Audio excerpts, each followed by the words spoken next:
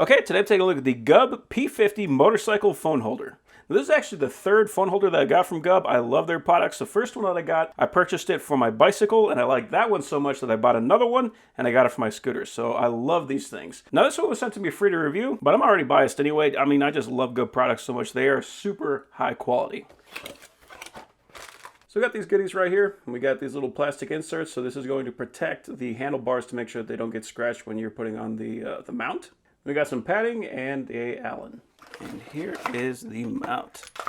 So there it is. So that has a nice glossy finish to it. So this has a great look to it. And one of the things that stands out about it is that this is all metal. So this is full aluminum. This is not cheap plastic. This is not going to fall apart. I would not expect anything less from GUB. So the first thing that makes this one stand out is this long stem right here. So if you got a motorcycle with a big instrument cluster or fairing or something like that, and you need to mount this deep inside, you can take this and you can articulate it around however the heck you like, because it has these two ball sockets.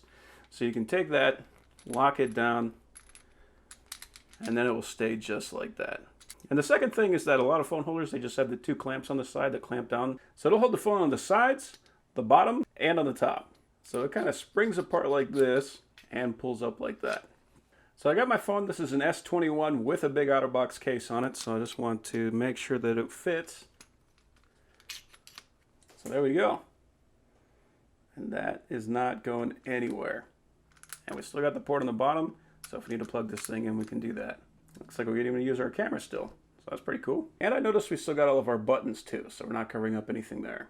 So that looks pretty good. And it looks like the bolts bolt in from the top, which is great because that means that you're going to be able to put this on and thread everything down from the top. So you're not going to have to worry about taking the fairing off to actually get this thing installed. So that was a smart idea. So yeah, that is a very nice phone holder.